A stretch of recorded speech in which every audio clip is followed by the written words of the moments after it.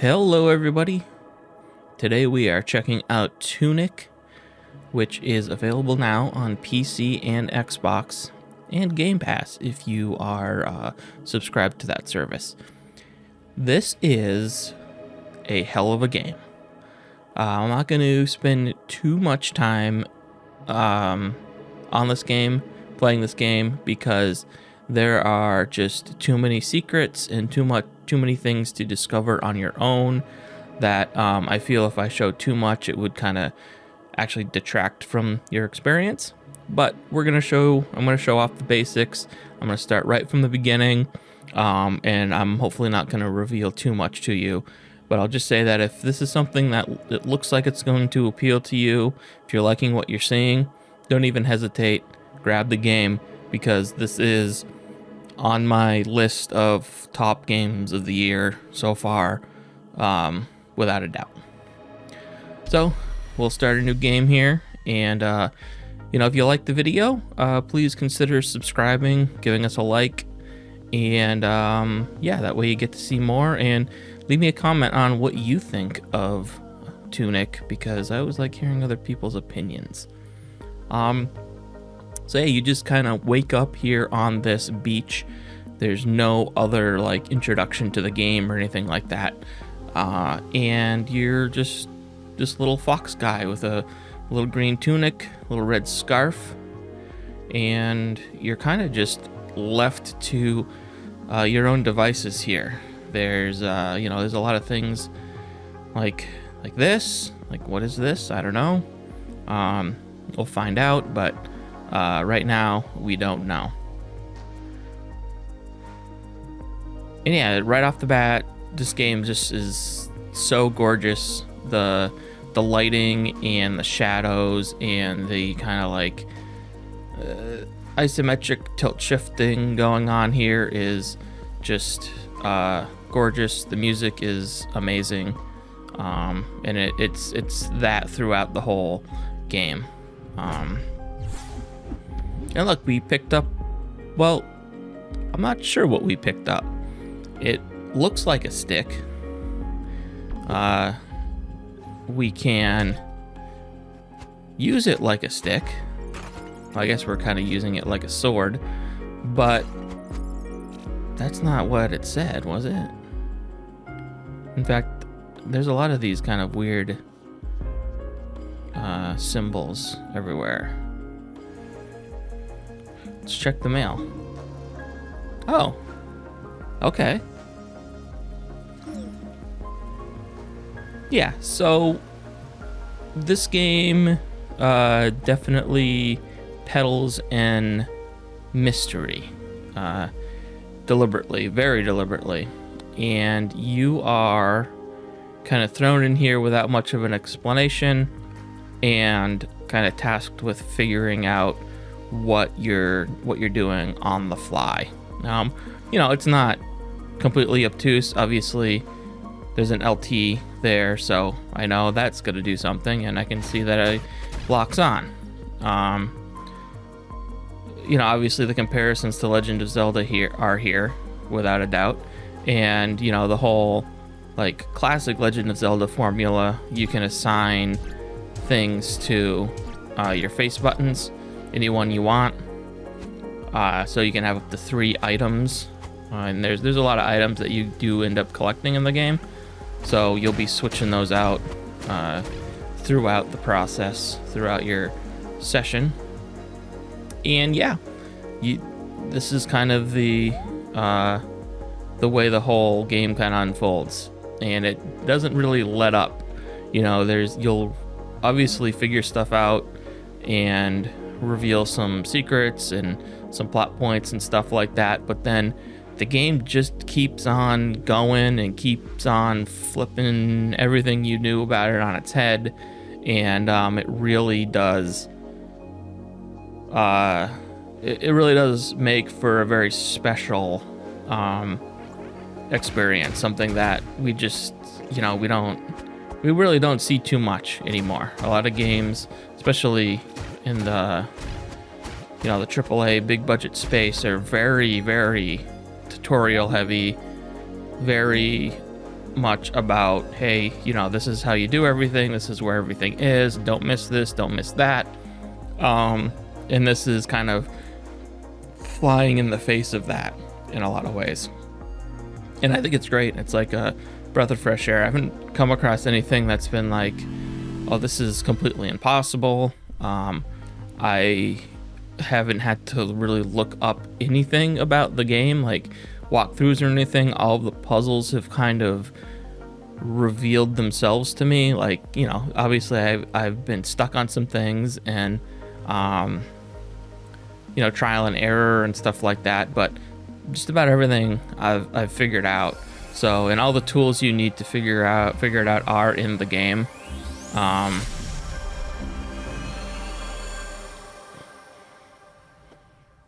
Yeah, so this is where it gets a little bit weird here. So I just hit that door, and now I'm in this kind of ethereal plane of existence. Yeah, this is kind of very much how the game reveals its plot to you. There really isn't any dialogue because, well, the dialogue is all in that kind of runic formula. And yeah, you just kind of have to infer a lot through the visuals and the audio, and we'll show off where it goes from there in terms of figuring out what you're supposed to do in a little while here. So I think we come up here and we've got this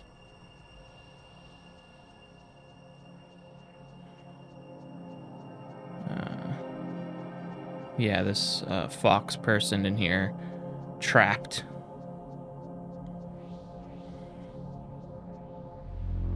I'm like, hey.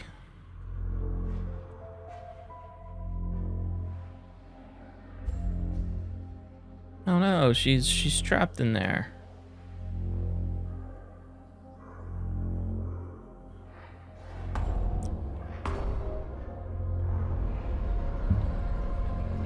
That sucks.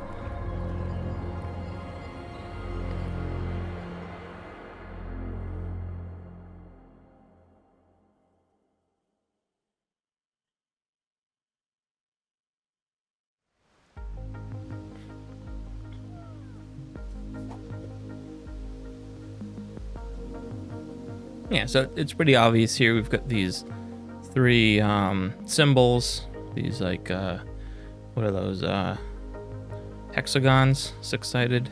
And if we go into our inventory here, we can see that we've got the same symbol up there in the middle. So just like a Legend of Zelda kind of thing, you've got to find these symbols. And you know, they're spread throughout the world, and we gotta figure out where they are.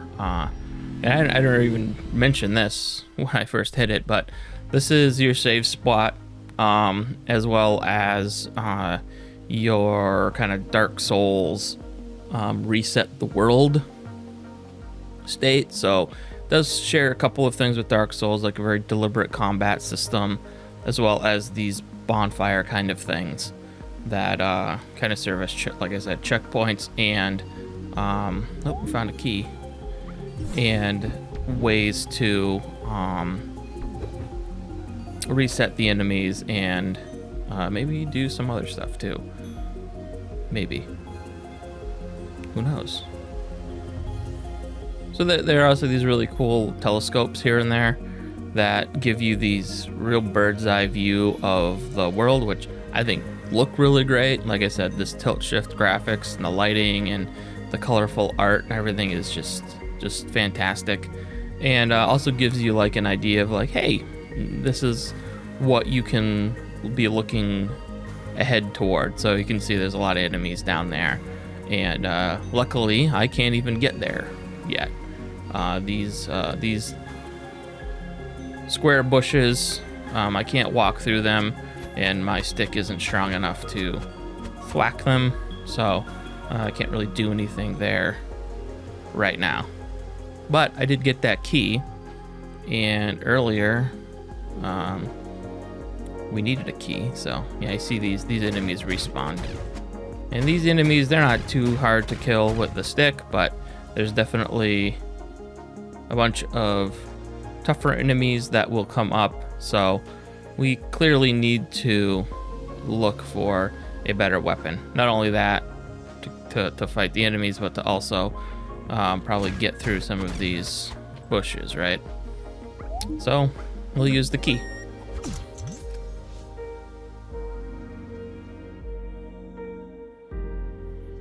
And we'll pick this up. We'll say okay. And here we are. So this is essentially the end-game manual. It's presented as such. Like it's very, very high quality. What would be looks like scans of a real piece of paper. I don't know if they actually are scans of a real piece of paper, but they're meant to mimic kind of like the old NES, SNES style manuals you used to get with games. And if you remember those kinds of games back then, this is kind of the tutorial for the game, right? There wasn't really much of a tutorial in the game itself, and you just figured everything out by reading the manual. Now, today, we don't have manuals, but this game, TUNIC here, is trying to, invoke that kind of old-fashioned gameplay design, and it does it with these freaking awesome manual sheets that you pick up. And you see, this is basically telling you the first things you need to do. In a far-off land, a great treasure was sealed away forever. Some say it is the power to defy death. And then you have your checklist here. So, ring East Bell, East Forest, Hero's Grave, Guard Captain, ringing the West Bell, Old House, Fluttered Well, blah, blah, blah, blah, blah. And, we've got a little thing down there that says page 28. Well, we don't have page 28, but we will get page 28 at some point. And then we have like the game screen breakdown, the HUD and everything like that. And a lot of this we don't really know too much about yet. Like we haven't gotten any magic potions. And there's obviously some question marks and runic symbols and everything like that. So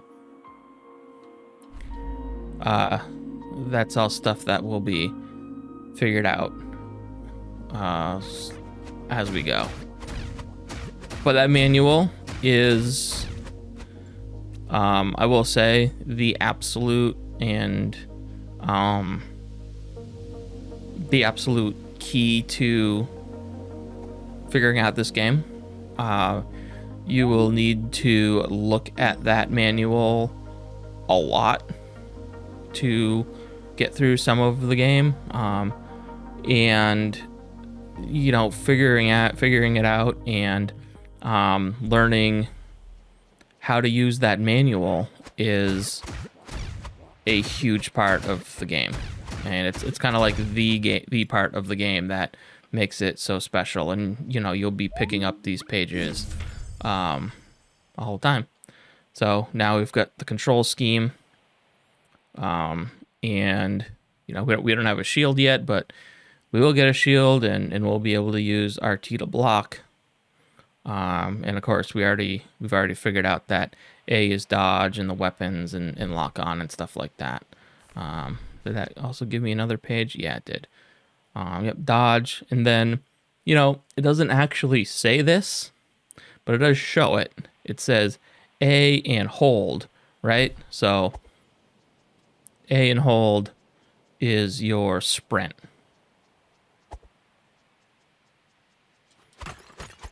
Now that's probably something that if that manual didn't tell me, I may have never figured that out, because it's not like the way most games handle sprint, right?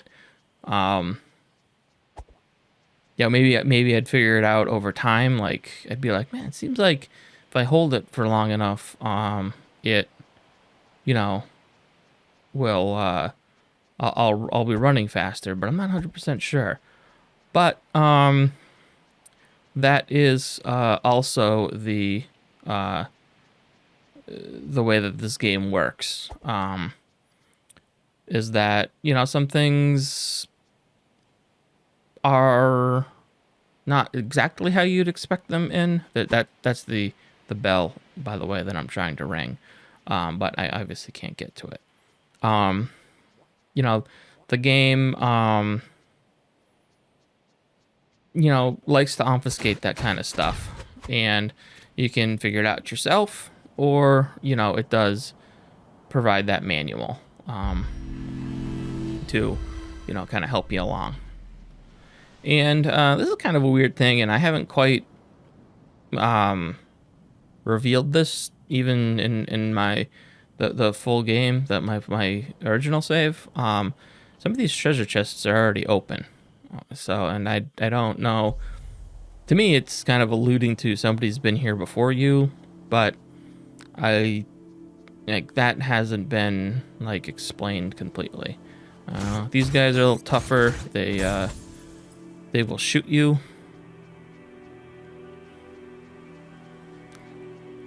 And there's a few of them up here. And like I said, this game can get difficult. And right now I'm using this real crappy sword, this stick, so a lot of these enemies are more difficult than they will be later on when I get better equipment.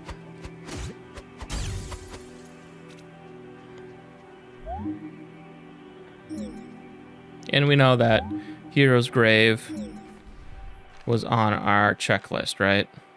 East Forest, Hero's Grave. And we can kind of infer that maybe we'll get a sword at the Hero's Grave. Maybe, I don't know. Let's check in here. Lots of dudes in here. Maybe we won't deal with them right now. Not when we have this stick as our primary weapon. Oh, here's a bonfire. I'm gonna call them bonfires because that's what they call them in Dark Souls, and that's kind of the nomenclature. Another manual. Target lock. Face your adversaries, and we don't have a shield yet, but it is talking about a shield, so we can assume we'll get one at some point. And this is okay. So this is the stamina system. It actually is breaking down for you. You have invulnerability frames, and it says check the dust. And then it also breaks down. And this isn't the one that talks about how important stamina is. Basically, it does a little bit there. Stability, 25% HP. So what kind of ends up happening here is you find out that if your stamina is really low, you end up taking way more damage. Like if your stamina, I mean, when I say low, I mean completely depleted. Way more damage than you would if it wasn't. And there's all like stability concerns and stuff like that you need to watch out for. So it is a little bit more than just a hack and slash kind of game. Let's see. So another big part of what this game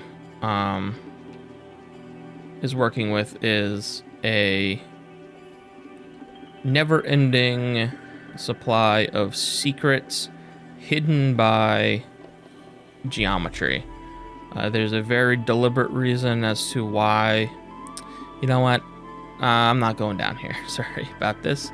I'm going to get attacked by a bunch of spiders, and that's not necessary right now. It's hard enough to talk and play a game at the same time. I don't need to double my frustration. Like I was saying, there's tons of little hidden secrets everywhere in this game, and it will behoove you to check behind. Oh boy, oh boy, oh boy, not supposed to be here. It'll behoove you to check around every single wall and corner to see if there's something hiding behind there.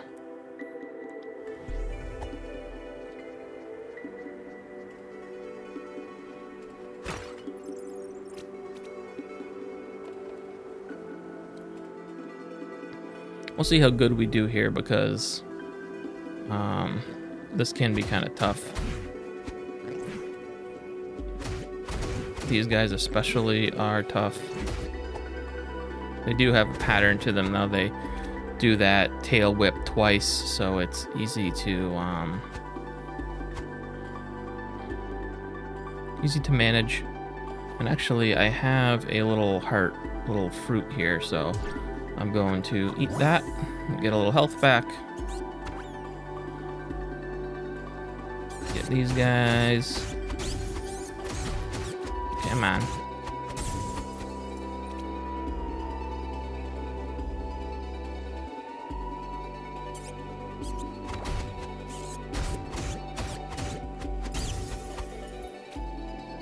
All right, now we got big boy here. And I'm gonna show you guys a little cheat here. You don't have to fight him. He'll follow you.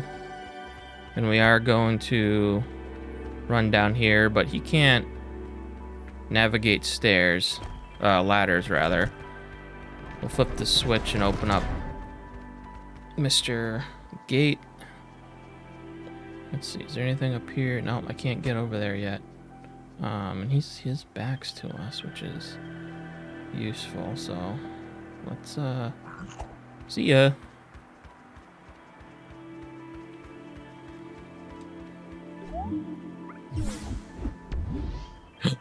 We got a sword.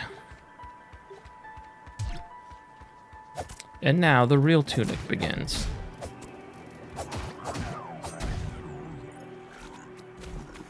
So clearly, the game is much easier with the sword. And now we can cut these bushes and find out what's in this chest over here. Oops, some gold. And yeah, so you can see, well, there's another chest over there. I wonder how I get to that. Well, it's probably a secret.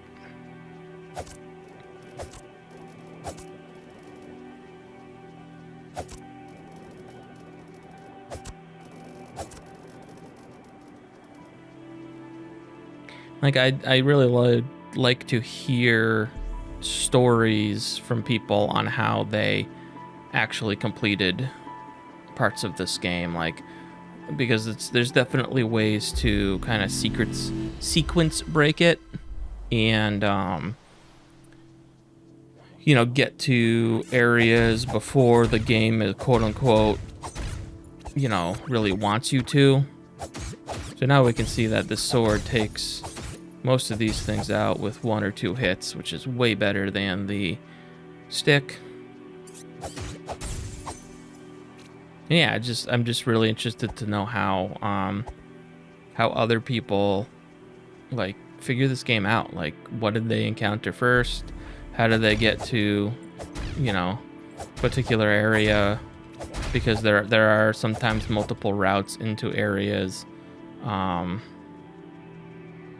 And yeah, just that kind of exploration and problem solving is really core to this game, and really would be interesting to hear everyone's story. Ooh, what do we find here? Oh, we got a potion. Interesting. Imagine that. Alright, we're stuck there. Let's see. We go. Guess we gotta go back out here. What's over here? Anything? No? Okay. Okay.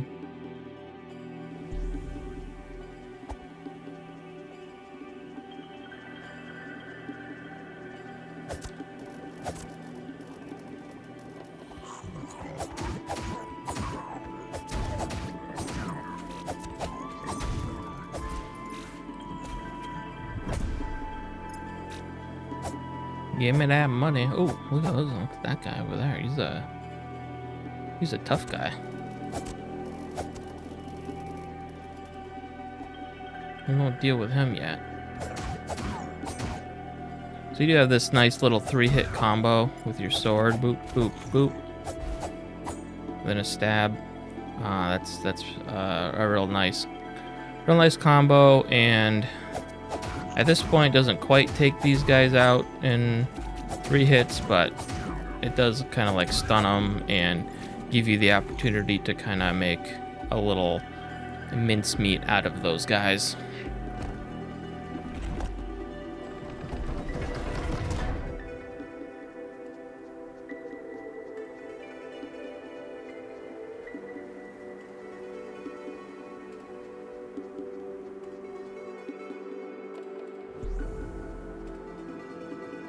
Guardhouse. So, what we kind of just did here was create a shortcut. So we can now go down here. This is where all those little ghost slime things were. And this is the courtyard area. So we'll save.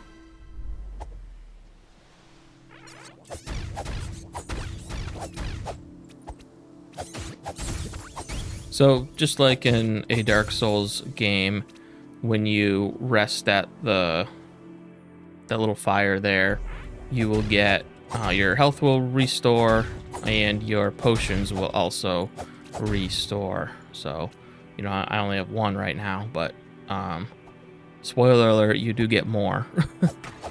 And they're actually pretty generous with the potions. It wouldn't take me long to kind of get a good supply of potions. Oh, and here's one way you do it. You know, just like in The Legend of Zelda, you get pieces of things, and here we've got a piece of a potion bottle. So we get 3 of those. We can get another potion. All right. So this is the first boss fight, so to speak. This guy's not too hard, but can definitely cause you some trouble if you're not ready for him. And I might not be ready for him. So the things to remember when you're fighting is stamina. Oh, he got me. I think we're gonna get the first time you died video here, but so stamina doesn't drain when you swing your sword. It only drains when you dodge, and that's an important thing to remember. And you know, we're in this ethereal plane again.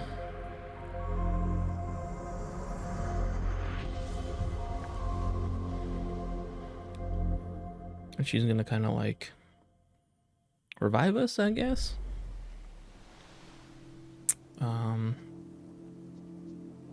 And yeah, so we're back here, and we can go and we can try that fight again. I believe I need to beat that fight in order to get out of this area again, because I kind of jumped down that ladder that was broken.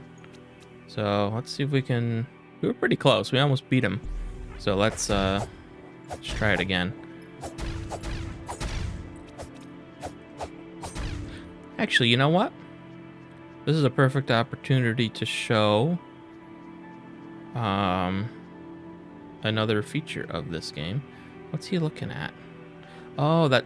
All right. So this, here's another thing. See how his head's kind of turning to the side? That's because there's a chest over there. And he'll do that with certain things. You know, it's things of curiosity that you may not initially see. But the other thing that I wanted to do was go into the options here and show off some of the accessibility things here. So there's some simple stuff like, reduce the screen shake, motion blur, damage flash. That's when you get hit or you're low on health. The screen will kind of flash. You can turn that off if that's bugging you. But there's also no fail mode and no stamina restrictions. And you can turn these on. There's no penalty for it. You can turn them on and off as you want. Now you see when I roll, I'm not losing stamina. And when we go in here with the note, that's the no stamina restriction. Oh, and when you die, you have a little you recover your souls, your gold, as it were, your gold pieces. And you only lose like 20 when you die. You don't lose them all, which is a nice nice balance there. It's not penalizing you too much. But you see when this dude's hitting me, he's not doing any damage. So that's the no fail mode. So you can, if the boss fights are too tough, because I will say that they can be, there's some, that guy was, it's not too hard, certainly, but there are some tough boss fights. And for me personally, I was here almost 100% for the puzzle and exploration elements. And so dealing with, tough boss fights and stuff like that was not my cup of tea. So for several of those, I did turn on the no fail mode to get me to where I wanted to actually be, which was solving the puzzles and figuring out the game.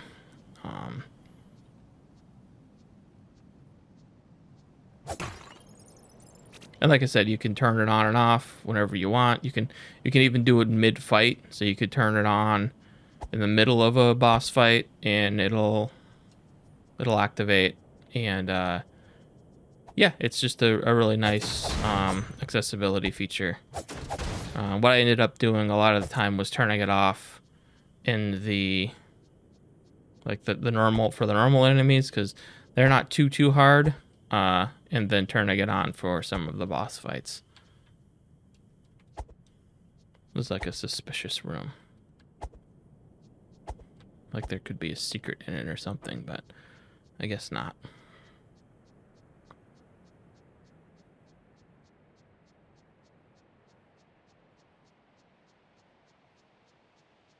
Oh, look. It's the East Bell Tower. Even though it's a tuning fork. Alright, so we accomplished task number 1. And throw this rope down, make a nice little shortcut. And then grab this chest over here, because, well, it's a chest.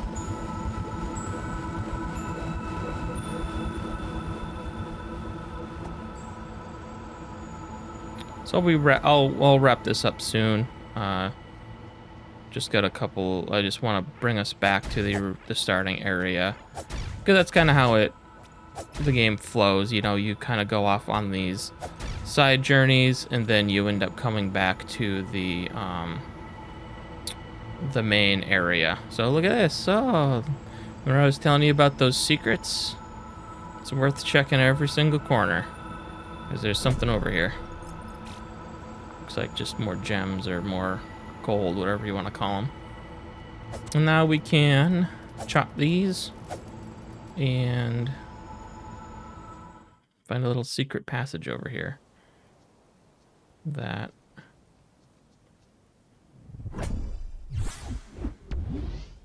gives us one of these. I don't know what it is. It looks like looks like rock candy in a little envelope kind of thing. I don't know. Oh, that's a weird looking thing over there, huh?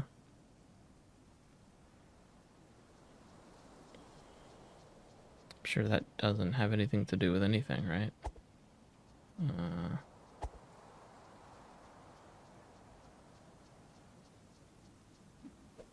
that all that's in here? So this isn't the alternate path I thought it was, huh? Oh well. I thought that was just another path you could go down, but I guess you gotta go back the way you came.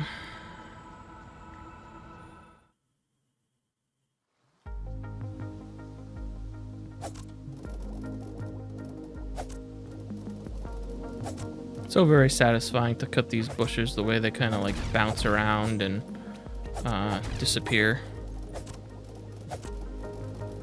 Like little marshmallows.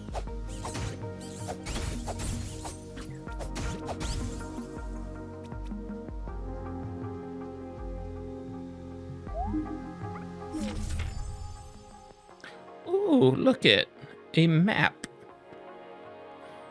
Yeah, so here's your overworld map. And it looks like an old-fashioned paper map that you'd find in a book, but luckily you do have yourself on there, little TUNIC guy that does update as you move around. So it is an accurate representation of where you are, which is good. And I'm not gonna point out anything specific about this map, or I think there's another map on the back under the well. But look at these maps. If you're gonna play this game, look at these maps and really, really, really look at these maps, because, well, I won't say it. I won't say anything more than that. Just really study those maps and make sure you're paying attention to every single thing that's on them.